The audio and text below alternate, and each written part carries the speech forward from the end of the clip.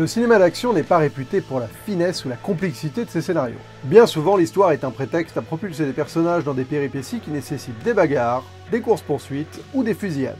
Et en soi, avoir une trame fonctionnelle n'est pas un problème si c'est compensé par d'autres éléments. Ceci peut être l'ambiance, le rythme, l'univers ou des personnages ultra marqués. Mais sans un de ces éléments en plus, un film d'action ne tient pas la route. Et malheureusement, c'est exactement ce qui arrive avec le film Balles perdues. Dans la dernière décennie, on a vu arriver pas mal de films d'action à la trame ultra minimaliste. The Raid, par exemple, avec sa progression d'une brigade de police dans un building rempli de dealers. Drive, avec ce chauffeur mutique qui va se venger de mafieux. Mad Max Fury Road, qui se résume à une simple course-poursuite. Ou encore John Wick, où un tueur à gages va liquider ceux qui ont tué son chien. Et donc, on pourrait dans une certaine mesure rajouter Balles perdues, où un homme accusé à tort va être traqué par des flics alors qu'il cherche à prouver que ce sont eux les coupables. Dans chacun de ces films, l'histoire n'est pas la priorité. L'intérêt est ailleurs. Dans l'action, évidemment, oui, mais pas que. Drive, c'est une ambiance installée par une mise en scène léchée et une bande originale qui supporte le tout. Le personnage mutique incarné par le magnétique Ryan Gosling fait aussi tenir le film debout, en plus des sursauts d'action ultra expéditifs qui jalonnent le film. The Raid a lui comme intérêt des combats dantesques qui sont tellement nombreux et longs qu'on pourrait frôler l'overdose. John Wick, c'est la puissance d'un personnage de tueur surpuissant qui colporte avec lui toute une mythologie, en plus de séquences d'action chorégraphiées comme un ballet de danse.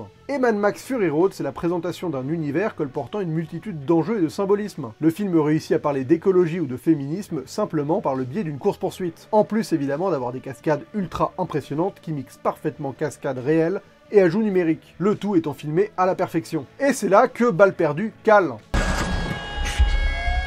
Enfin, façon de parler. Il n'y a aucun intérêt au film en dehors de ces scènes d'action. Car certes, le film possède deux très jolies bagarres et deux belles séquences de course-poursuite, mais il ne sait absolument pas quoi faire en dehors de ces séquences-là. Car il n'est malheureusement pas écrit comme un bon film d'action minimaliste doit l'être. Et c'est un problème qu'on retrouve trop souvent dans les tentatives de films d'action efficaces à la française. Par exemple, le film La Terre et le Sang, également disponible sur Netflix, tombé exactement dans les mêmes travers, avec la qualité de l'action en moins, parce que pour le coup, même l'action n'était pas vraiment intéressante. Tout ça en fait pour dire que la promesse d'action dans un film d'action, bah ça ne fait pas tout. L'action peut peut-être tout faire quand elle occupe la grande majorité du film. Oui, quand on va voir un film comme Hardcore Henry, en effet, il n'y a que de l'action, et ça suffit à nous divertir. Pareil pour The Raid par exemple, qui peut se permettre des personnages peu marquants avec des enjeux clichés et peu développés, uniquement parce que une fois que l'action est lancée, et bah ça s'arrête pas jusqu'à la fin. Mais tous les films d'action ne sont pas aussi généreux que The Raid, et dans la grande majorité du temps, l'action peut ressembler à une forme de récompense pour avoir subi le reste. Et c'est là que c'est problématique, parce qu'il faut avoir autre chose à vendre. Drive par exemple, qui pour le coup ne repose absolument pas sur cette promesse d'action,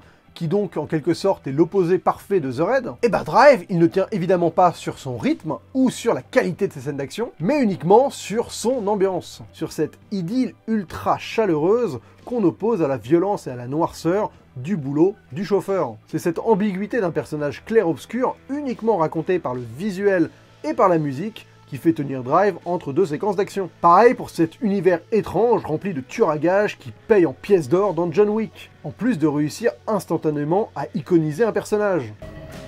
Baba Yaga.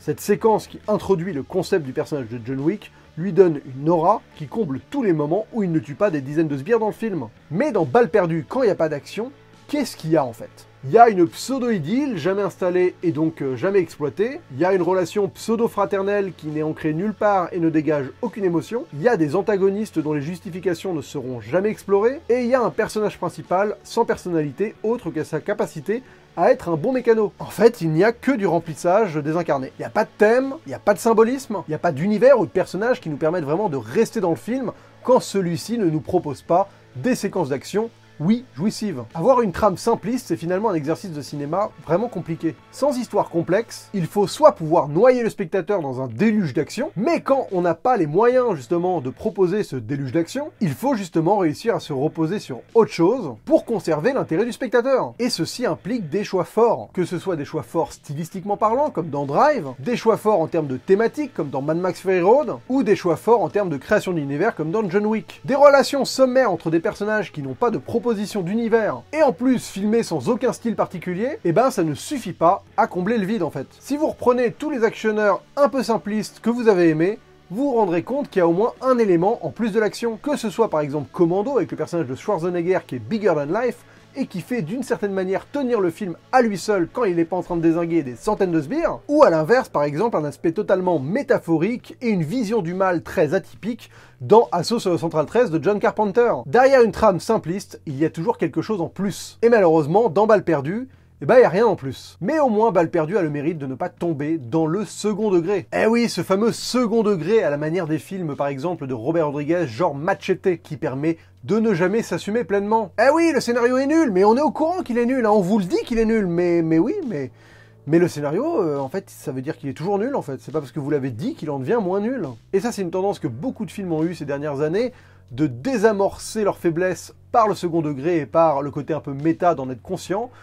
Et c'est un peu dérangeant, et au moins, Balles perdues, bon bah voilà, il s'assume totalement comme un film d'action premier degré. Et c'est quand même sa grande force à Balles perdues, c'est que c'est un film qui croit en lui-même. Et au vu de sa qualité dans l'action, il a le droit de croire en lui-même. Au vu de ses chorégraphies de combat ultra nerveuses, réglées avec talent par Manu Lanzi, ou quand tu vois Alban Lenoir se donner corps et âme dans ses cascades et dans ses bagarres, ce qui permet au réalisateur de les filmer de la manière la plus impactante possible, bah il a raison de croire en lui-même ce film. Ou ses courses-poursuites qui s'autorisent du vrai pilotage au milieu d'un vrai trafic avec plein de bagnoles. Bon, sauf au moment de la cascade avec le bélier, où soudainement toutes les voitures et les camions qui étaient derrière disparaissent. Mais voilà, voir des voitures faire des tonneaux sur les canaux de set, eh ben c'est pas tous les jours, et ça fait plaisir. Tout ça en fait ça prouve qu'on sait faire de l'action en France, il n'y a pas de problème. Il y a le savoir-faire qui est là. Mais par contre, j'ai l'impression qu'on n'a pas le savoir-faire de faire un film d'action. C'est-à-dire d'aborder un film avec une approche qui permette d'intégrer tout ça de manière bien plus cohérente au projet. Et en fait, de prendre conscience que dans un film d'action, eh ben l'action ne fait pas tout. Que l'action, en fait, c'est l'extension d'autre chose. Et que sans concept fort pour englober ces séquences d'action, eh ben, ça finit juste par être chiant. Si vous voulez plonger un peu plus profondément dans les séquences d'action au cinéma, je vous invite évidemment à redécouvrir ou à découvrir ma vidéo sur les fusillades, qui est très complète et qui justement arrive un peu à expliquer comment on intègre parfaitement une fusillade dans un film et en plus comment on la filme au mieux. Sur ce, évidemment, n'hésitez pas à partager cette vidéo, à mettre un pouce vers le haut, à vous abonner à cette chaîne en mettant la petite cloche si c'est pas déjà fait, et on se retrouve très vite pour une prochaine, et d'ici là, bonne toile!